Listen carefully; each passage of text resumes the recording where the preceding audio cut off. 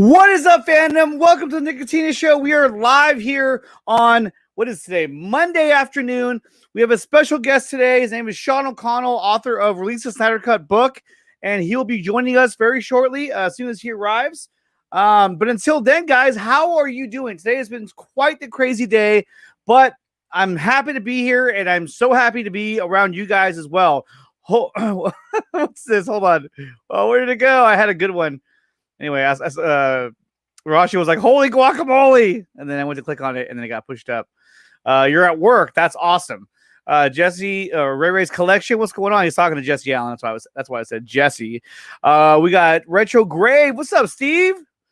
I'm Arnold. I'll do my best. Well, so yes, guys, and a special thanks to and congratulations to both Rasha Taylor and Ray Ray's collection. They're two of the newest mods on the Nickatina Show. They're here every day. They're always here, and they do a great job. What's up, Gavin Cooley? And let's see, who else is here in the chat? We got Katsuka. What's going on, dog? Yo, yo, yo! So this should be a fun show. Oh, we got Sickness in the house! What is up, Sickness? We got Fear Jason, Mel Siggy, and Phil Barker. What's going on, you guys? It's so great to have you guys here. So great to see everybody here. I did start a few minutes early because I just kind of wanted to get in here because I was so excited just to talk to Sean and mainly just talk to you guys because that's the best part of the show. So let's see here. Let's see. Was that Jovan? What's going on, man? Yeah, smash that like button, you guys. If you haven't done so yet, smash the like button. And if you haven't done so yet, please subscribe to Nickatina Show. I appreciate all you guys and what you guys do here. We got Why Not Stuff, who we'll see here on Wednesday. And guys, is R2 saying, oh, well, he's here today. Hold on. Let me get R2. Come here, buddy. Oh, there he is. He was kind of hiding in the shadows there.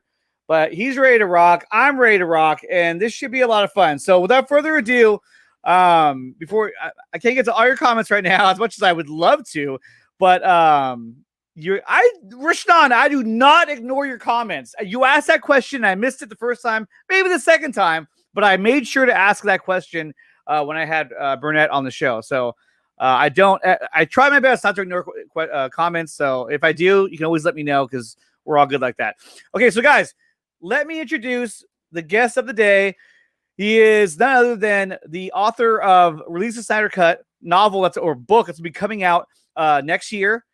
He is the man, the myth, the legend, Mr. Sean O'Connell. Oh, that is too nice of you. Hello, Nick. How are you?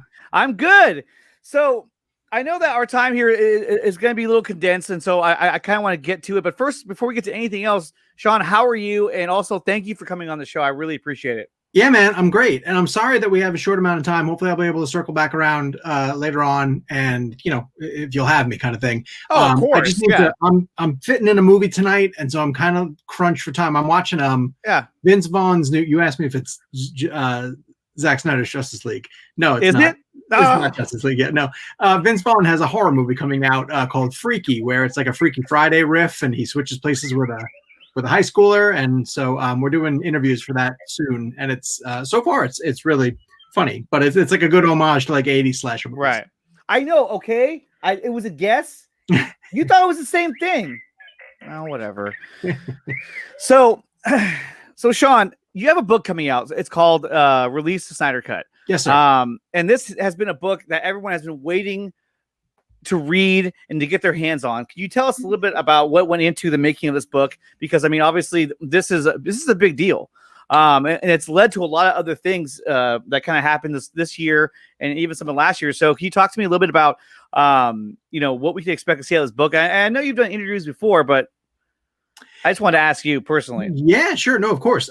So the book was always meant to be about the story of the movement, because to me, I was always blown away by the number of fans who got together and unified as a fan base to keep a sustained campaign going to try to get a version of a movie released. Like, you'll see fan bases pop up left and right who are trying to argue for something to happen, and then they fade away. But I was always sort of blown away by the commitment of the Snyder Cut movement. You saw the hashtag everywhere. And so when I wanted to go in and sort of tell the story and figure out why these people were doing it, what they hoped to achieve, how far off they were in doing it. And we've been reporting on the production of Zack Snyder's Justice League and the switch to Joss Whedon and the release of the theatrical. We tracked that entire story on Cinema Blend the entire way. So I was always really familiar with what had happened. And of course, we wrote about BVS and we wrote about Man of Steel. And so I was up to speed on all of that, but I never really understood 100% how much went into the movement. So I kind of approached it and wanted to sort of figure out. And I had a friend who knew someone who was really deeply embedded in the movement, and the guy's name went by Leonidas. He was, from what I understand, one of the really early people who was adamant about pushing for it, and approached him, sent him a bunch of questions, started to get the ball rolling. He put me in touch with a few other people who put me in touch with some more people. So all of this just went into the story, and the story just kind of evolved that way. It became, me telling the story of what happened to Zach. It became the story about the people in the movement and the amount of things that they accomplished. And then come May 20th last year, man, earlier this year. This year just feels that long. It really does. We get the announcement, we get the HBO Max announcement, and it changed the book in that way. We sort of angled it towards, hey, look, they pulled it off. They pulled it off. Well, and that's a question too. I mean, at one point, did the book have an ending? And then you said, okay, now that the announcement's been put out there, now I'm going to go back and alter the ending, not in a bad way, obviously, but in a way that is true to the story. No, because obviously the best way possible. Yeah, in the best way possible. Yeah, exactly. So I'm trying to think where the book ended prior to that. It's still absolutely, yes, it did have a different ending. And I want to say that it at least incorporated the November 17th trending event. And it went a little bit further than that, because it's still like a timeline of everything that happened, starting from Man of Steel, essentially all the way through Zach's, right through to the 17th. And so not a lot had to change, but it had to become rewritten from the perspective of now it's happened, and I turned all the events of May 20th into the first chapter of the book. Then that became like the kickoff of and that would make sense too, because it starts there, but it's kind of one of those things where you started at that point, almost like in present day, and then let's go back to see where it all started from, in a sense. And it does. It gets into there's some Marvel versus DC, because in my opinion, one of the things I wrote about the book was that Warner Brothers, throughout the formation of Man of Steel, BVS, Wonder Woman, Suicide Squad, they were trying to build a cinematic universe. They were sort of chasing a little bit after what Marvel had built. They rushed a couple of things. They learned some really hard lessons. It's interesting. I talk a bit about the difficulty to create cinematic universes, and it's not just DC that struggled a bit. Like now I'm researching a book about Spider-Man and the Spider-Man films that were made, and Sony themselves wanted to do a cinematic universe, around the time the Dark movies were coming out. Yeah. And you can rush through a lot of those decisions, but if you don't take the right steps, if you don't interfere, the way that a studio loves to interfere, instead of just trusting their filmmakers, a lot can go wrong. And that seems to be what tends to keep happening to these studios who are overthinking things and trying to influence their filmmakers instead of just letting artistic storytellers be artistic storytellers. Yeah, and I think that in writing a book about this, I think it's just a brilliant idea, and there's so much content to go into it, and so many details that I think all of us want to know about. Some of us know more than others, but at the same time, just be able to get all of it in one book is going to be amazing. Rasha Taylor has a good question here. She says, my biggest question, international release. Shipping is quite expensive internationally. Will there be an ebook version of your book? There will absolutely be an ebook version. I'm a little bit disappointed. Now, listen, I love the fact that it's up for pre-sale. I wish the ebook was available at the exact same time. I'm not quite sure what's holding that up a little bit, but I have been guaranteed by my publisher that there is going to be an ebook. I also know that there's a website called Book Depository that has the book on its site and ships globally for free to most places. Although I hear from a lot of readers from India who really want to get their hands on the book, and for whatever reason, Book Depository does not ship to India or like a few places. So if you're hoping to get it shipped internationally, check Book Depository, because from what I understand, they ship internationally to a lot of places for free. You know, and India is a huge market for, especially for Zack Snyder and his work. I meet so many fans from India that I never knew existed. But obviously doing the show and doing it at different hours of the day, you meet different fans, different viewers, and there's a lot in India, and they're all just amazing people. One of the questions that I did want to ask you, because we know that, look, the book is going to come out. We all want the book. I want to read the book. I read it right now if I had a chance. But one question I wanted to ask you was, what has impressed you the most about the Snyder Cut movement? Because, you know, obviously the movement has accomplished quite a bit in its time. What about the movement really kind of intrigued you to not only just write this book, but what has intrigued you about the movement in general? The fact that they could be as organized as they seem to be and still be global. It sort of speaks to what you're saying, and that you hear from a lot of different people from all around the country, all around the globe. I'm sorry. Yeah. So in putting this together, I've heard from Zack Snyder fans, passionate Zack Snyder fans from everywhere. Australia, New Zealand, India, China, Japan, all over the place. And his movies speak to so many different people, and they connect to the movies on various levels. That, like, everyone has a different reason for connecting to one of his films. So that's impressed me. But when you take the fact that these fans are coming from all corners of the globe, and that for 3 long years, for a fan base, that's a long time. People get distracted by other things. People move on. Oh yeah. For 3 long years. And then some, you know, like the fact that they're still doing stuff beyond getting the film released, getting it picked up by HBO Max. The fact that they were able to stay organized, the people behind the scenes who did a lot of the heavy lifting, really, really impressed me. That they tapped into that passion, that they kept everybody organized and motivated, that they would do events every couple of months to make sure that everybody was still bought in.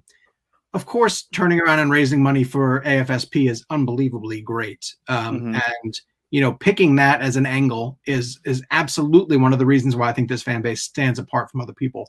But just staying organized, just staying, like, the closest thing that I see to the group that's doing it right now is the Alita fan base. They are really holding on for hope of another Alita film. And they're getting the attention. Most recently, they got the attention as Alita is coming back to theaters.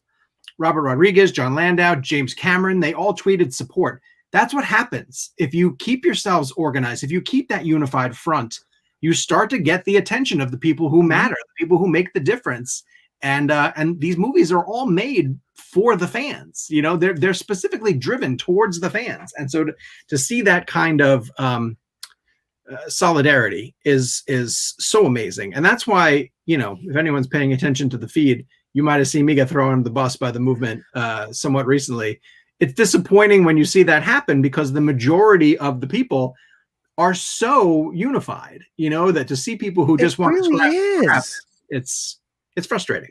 It is frustrating. And that leads me to my next question. Wild negativity. all of a sudden, this thing just kind of turned into, you know, this big, you know, effort to cancel Sean O'Connell, which I didn't understand where it was coming from, why it was happening. I mean, and the thing is, look, to dig up old tweets that anyone has put out. I mean, we're talking tweets that you put out almost 7 years ago. Yeah. Some of the earliest ones. And I'm sorry, but the movement has always been about unity and about creating change for the better, in my opinion. And why would you not encourage change? I mean, obviously, look, everyone has a point of view, right? And over time, your point of view had changed, you know, based on what you had said before. But what's wrong with that? There's nothing wrong with that. You've done an amazing job. You're writing this book, which has generated so much positive feedback and just positivity in general. And I don't understand why someone like you would become a target for people to try and slander. I don't get it. Well, I thank you very much for saying that. That's very nice of you. And I don't know. I honestly don't know the answer. But I will tell you this much. I fully anticipated it. And I would joke with people behind the scenes of like that who would say really positive things. And I would say, oh yeah, but it's just inevitable. They're going to turn on me eventually. Like that's what this movement tends to do. And, and I don't know why, but I was braced for it. It's fine. But you're 100% right. And I didn't really pick up on this until it was sort of playing itself out. Cause I think I was expecting, some hostility. I thought it would come, honestly, I thought it would come a lot earlier. Yes, so did I. I thought when you first started doing your book and everything, I thought in my head, I was like, man, people are going to come at him like a ton of bricks, I bet you. And nobody did. And I was like, hey, this is awesome. And then all of a sudden, like way late into this, all of a sudden, you know, here they come. Well, it took I'll tell you, it was really difficult initially to convince people to talk, and not just talk, but to convince people to talk on record. For a couple of different reasons, two very specific reasons. One, that Wall Street Journal article that painted the movement in a really negative way. That burned a lot of people. Yeah, it did. Who thought they could trust the media and thought that they could give their side, and that they were very cautious about how they would be portrayed. So I had to do a lot of legwork early to convince people that my intentions were pure and that my mind was open to hearing their story, essentially. But there were also a lot of people who I spoke to who were crucial to the movement early on, who simply didn't want to be recognized because they never wanted the movement to be about them. Just selflessly, they didn't want to put their name on anything because they felt like it was taking focus away from what the movement should be about, which is Zach and the movie and Zach's family and Debbie and Autumn and all of those elements, which are extremely important, of course. So, but the point that really hit me when they were coming at me saying I wasn't part of the movement from day one. No, you're right. I'd never claimed to be. And the fact that I started to research the movement and realized how special it was, I thought that was the point. So, you know, that the movement wanted to change people's minds. And so they succeeded in changing my mind. I have said before that I came at this project willing to report on it and write about the movement. And if I got into the movement and if I interviewed everybody and everyone came off as, you know, negative assholes, I would have wrote a book about all you negative assholes. But it wasn't that at all. It was nothing but, you know, positivity and people pushing for the cut for what I believe to be all the right reasons. So that's the story that I wrote. So that's the story that's in the book. Well, I can't wait to read the book because I think it's going to be phenomenal, and I want to see all the insights and kind of juicy details that are in there. That I'm sure there's a lot of things that some of us don't know about, and so it's going to be interesting to see that, you know, that take on the entire story. And obviously you've talked to Zach, and so it's not like you're just kind of writing this based on stuff that you've heard. You've actually talked to these people and gotten, you know, testimony, you know, essentially testimonies basically saying this is what went down or this is what happened. So, and that's the aspect of it that I cannot wait to read. I mean, I'm so excited for it. I tell you too, it's crazy that I did all the interviews that I was able to do at a time when people were still fighting so hard to get the cut released. Okay. So, also think I was reflecting on this a lot this past week as people were coming out of the woodwork to really call me a bandwagoner. I can't imagine, honestly, trying to start this project now, just a few months later, you know, had the cut got announced and then I decided, oh, I'm going to swoop in and tell the story now, you know, because of course it's going to be lucrative. It's this. When I started writing it, and I'll tell you, this is the last thing that Zach said to me during our phone interview. He said, hey, man, I got to thank you because you took a real leap of faith. Like when you first started researching and writing this book, you had no clue what was going to happen. Like for all you knew, the movie wasn't going to be released. And so he goes, I think it's great that you started when you did. Mm-hmm. And I never even thought about that, but he's exactly right. If I tried to start swooping in and talking to people now and convincing them, no, I'm legit, you know, I'm authentic, I honestly care, I think it would have been really hard or harder to convince the right people to talk. And especially people who I spoke to earlier on in the game were more cordial with each other and were easier to share information with. Now there's a lot of division amongst the people who I spoke to early. And so I'm happy that I got them on the record when I did, because I don't know if I'd be able to get them now, to be honest with you. And their perspective is super important in the development of the movement. I just think they probably would have gone underground right now or not trusted me to talk to them. And that's kind of how it's gone too, especially once they announced the movie was coming out. A lot of the, in my opinion, at least, you guys, a lot of the fandom sort of all of a sudden became even more segmented in a sense. A lot of it, I mean, a lot of us are unified in a large abundance, but there are groups that have kind of broken off into like their own little factions in a sense. And I mean, look, obviously we're talking about like first world problems here. I mean, and this is not anything that's going to affect, the world, but for the sake of conversation, yeah, I mean, that definitely has happened. But I mean, look, I think that at the end of the day, this is a story that needed to be told. I think it's a story that is compelling enough to write a book about. And I'm just, in my opinion, I'm glad that you did it. I'm glad that you like Zach said, that you put yourself out there and that you wrote this book, because I think it's what needed to happen. I got to point out too, I see Why Not Stuff is saying that nobody writes a book that size just for spite. Like the idea that I would jump onto this project to like churn out a book to like bandwagon or make, what's real, make money. Like they're talking about me making so much money off of this. Do some research and find out what a first time author makes.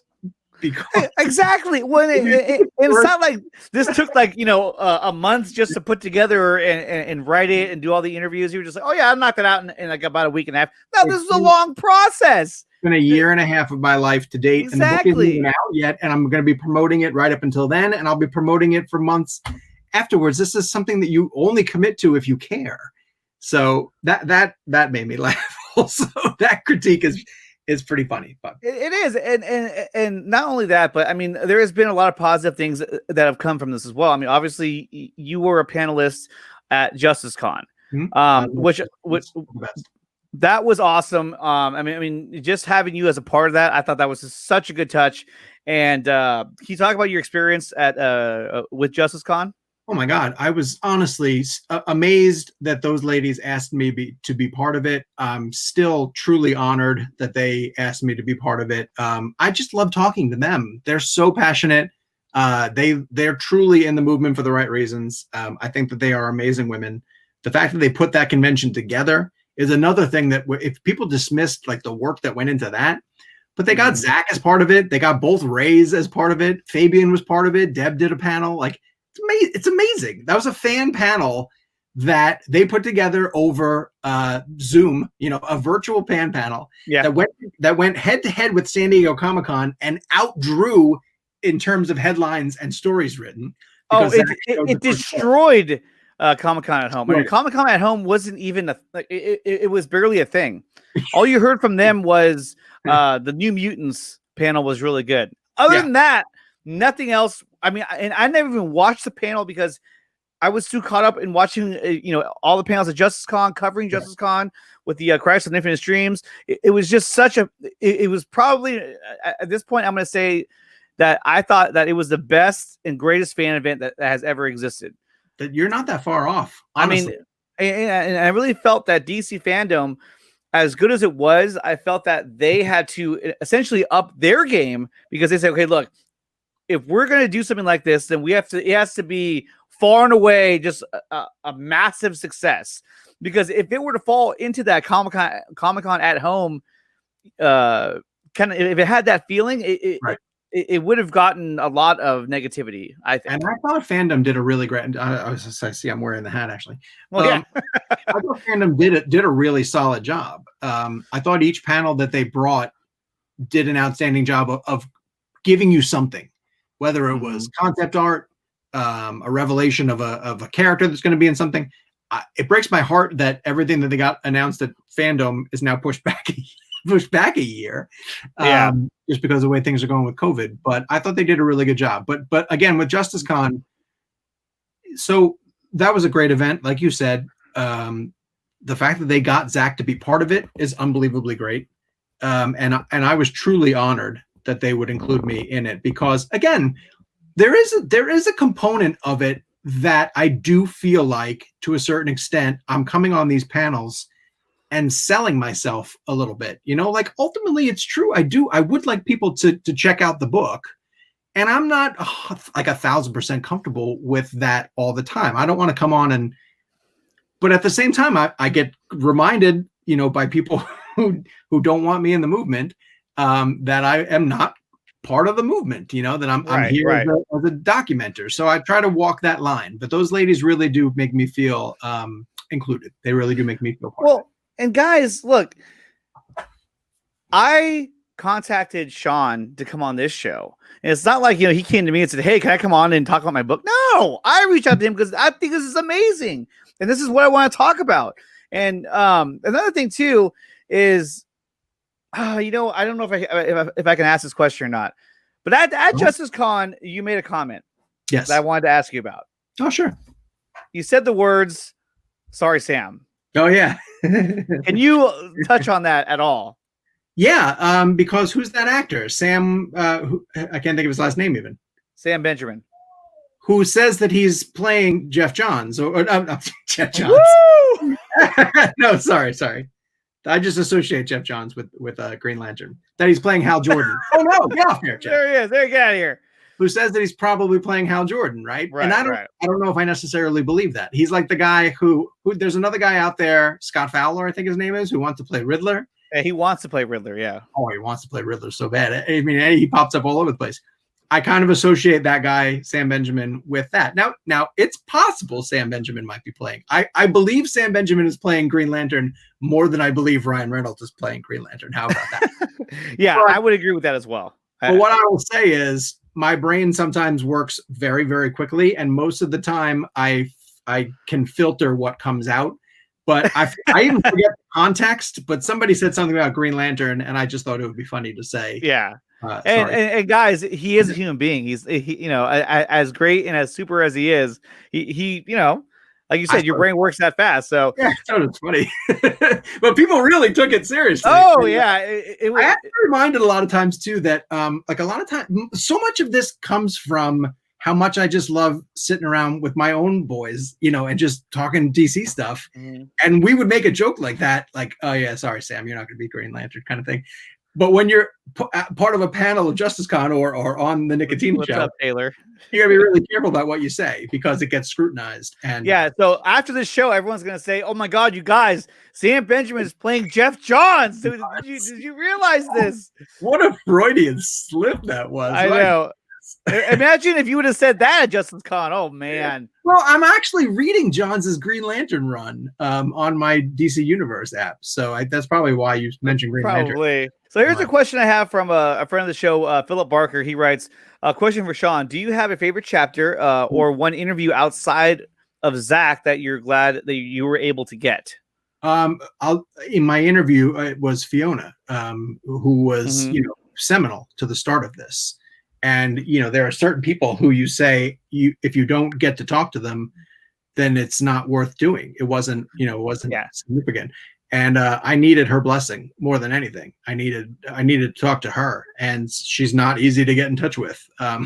She's, running a medical clinic in China. Wow. She was offline for a long period of time. And I just kept lobbing inquiries over to her to see if she'd be willing to talk. And we finally got on the phone. So I was thrilled to be able to talk to her and get her interviews into the book and get her insight into all of that. I'm sorry, it wasn't a telephone interview. It was an email interview. I never spoke to her on the phone.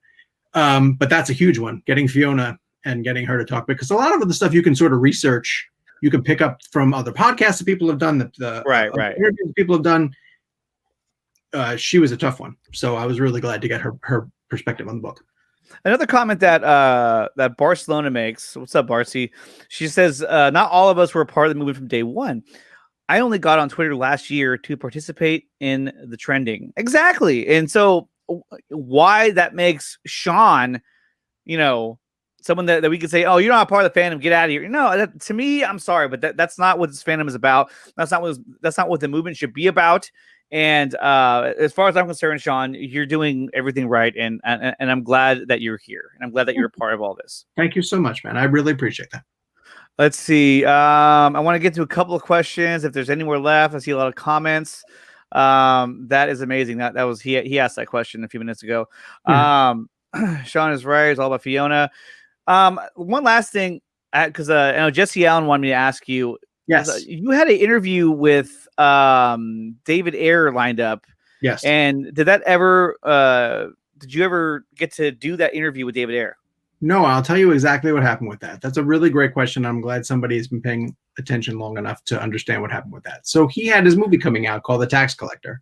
Mm-hmm. And we were fired up to get him on. I do a podcast with two other guys called the Real Blend Podcast. And we specifically focus on directors.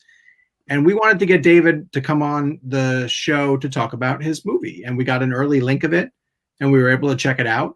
And I watched it, and I actually really enjoyed it. And I happened to send him a direct message on Twitter just to let him know that, like, hey, man, I thought this was really great. Like, I can tell you're sort of getting back to your roots and telling the type of East LA, sort of gangster culture stories that you wanted to tell.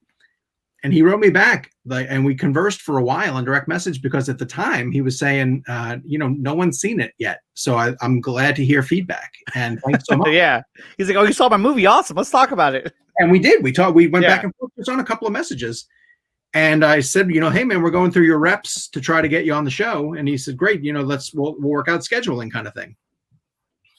And then the reviews for it hit, and it did not do well. Like, it got slammed. And then all of a sudden, his reps came around and said, oh, I'm sorry, his schedule's jam-packed. He's not going to be able to make it happen. And a lot of people were, sort of direct messaging me or hitting me up on Twitter saying, oh, please make sure you talk to him about the Ayer cut, of course. And I would have, we would have, because normally we try to get the directors for 20 or 30 minutes. Yeah. And we turn it into an extended conversation, not just about the movie that they're promoting, but, their past or whatever type of big subject they were getting into. And he just went off the grid. And again, that happens. But I was really disappointed because without it being stated, without being told this is the reason he's not coming on the show, it was so evident that the negative reviews that the movie got, because I don't even know what it is on Rotten Tomatoes. Do you know what it is? I'm going to look. I don't, but I don't even go on Rotten Tomatoes anymore. It's just it's gotten so diluted in my opinion. Well, at least. Sure, but I'm telling you, filmmakers pay attention to it. Filmmakers want to do. Okay. Oh, of course. So it has 19% on Rotten. Yeah, and I was disappointed that he chose to not come on a show. That we were sort of working together behind the scenes and trying to figure it out. And so with a podcast, you can come on the week your movie opens. You can come on the week after, even a week after that, especially as a movie goes to streaming. You hear from a lot of people that say the second week and the third week is just as important, because you want to keep reminding people that the movie's out there and try to stream it, sort of thing. And he didn't. He just dropped off the radar. And so I'm being totally candid when I say that, like, that was disappointing. That was really disappointing. I thought that he was going to come on and talk about his film and talk about his filmography, and he chose to pass. And that's his right. That's his prerogative. But that's absolutely what happened, man. I was trying really hard to try to get him to come on and talk, and of course I'd welcome to come on back anytime. But that I was disappointed that went down that way. Well, Sean, thank you so much for being here. I know that we're up against the top of the hour, and you do have something else that you have lined up. Yeah, dude. Honestly, if you'll have me back, I'd love to come back when I have more time. Yeah, no, definitely. We'll arrange it. And I know this was supposed to go on earlier, but then this thing that I have in my life called work interfered with my life. It's that I had to kind of rearrange things. But Sean, thank you so much for coming on and answering the questions, fan questions, answering my questions as well. It was a lot of fun, and I'll reach out to you again, and we'll arrange another stream and go from there. That sounds awesome, and congratulations! You had 300 subscribers. Yeah, I just passed 300 last night, so I was pretty excited about it. That's awesome. Keep at it. Got a good show. Thank you. All right, take care, man. All right, Sean. Thank you. Well, guys, that was Sean O'Connell, author of Release the Snyder Cut book. I did the best I could to ask as many questions as possible that you guys are throwing out there. And I know that who was it? Pisto. I didn't get to your question, which was, can you talk more about the whole Elseworlds aspect? I was going to, but like I said, we're up against the top of the hour, so I had to get him. I had to move him on, but yes. And he's leaving right as I get off work. Ha ha ha. Okay.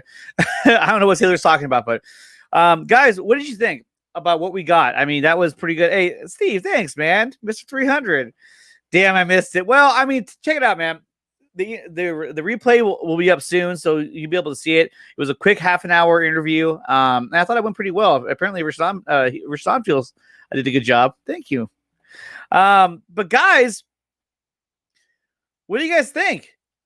I mean, I can't wait for this book to come out. I really want to read it. I think it's going to have a lot of information that we never knew was there. But it should be pretty cool. What's this? Nickatina, I just joined in. What does he consider endgame or why is he considering I don't know. He's gone. I can't ask him that question. Swag. Let's see. That was solid. Thank you, Philip. He's gone already. I only had him for 30 minutes, man. I know. And I was gonna tell everybody that, but then I didn't want everyone to go into a panic and start asking, like, just start rifling out questions, which you guys were anyways. So I was like, oh man. But yeah, he was here for the first half an hour, and then he had other plans that he had to get to at 8:00 Eastern time, so he had to come back. But we will bring him back at a later date to kind of go over some of the questions again, and it should be a lot of fun. Don't say that. Don't. Whatever. So anyhow, guys, thank you so much for being here. And on top of that, I want to thank all my patrons, or my patrons. Sorry, Nerdy, if you're watching. My patrons who are out there, and that is Dr. Fate, who's a VIP Patreon, or who's a VIP patron. I keep saying that wrong.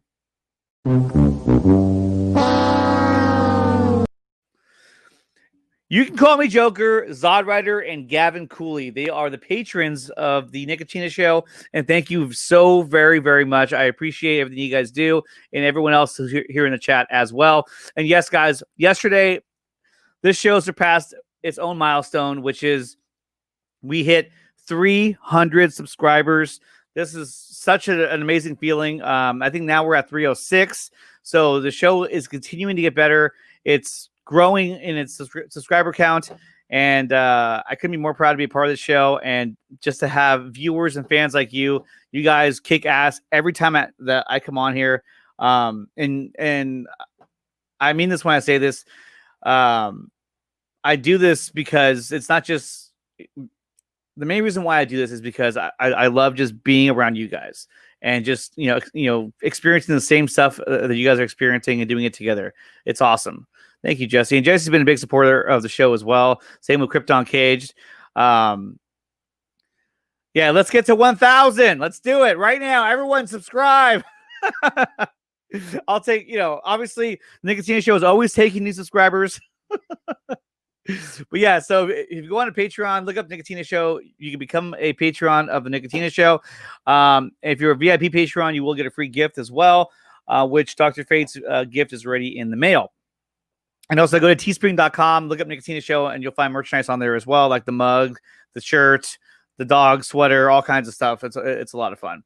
Guys, thank you so much for being here. I know this is a short episode. I might be back on later on tonight. If I do, I'll let you guys know. Otherwise, then I will see you... Gosh, I don't even know.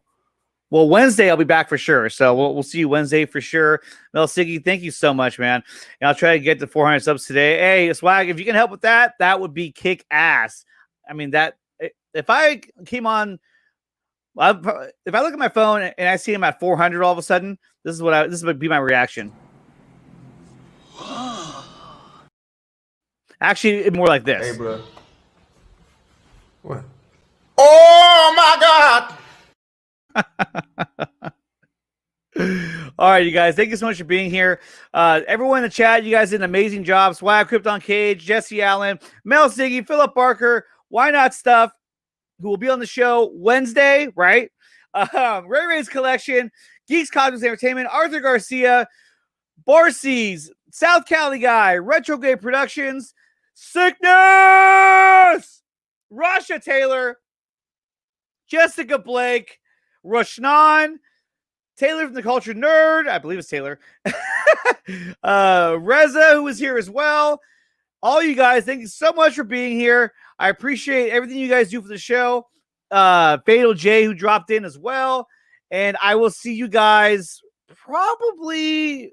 Well, let's put it this way. I will see you guys Wednesday for sure. And until then, be cool, everybody.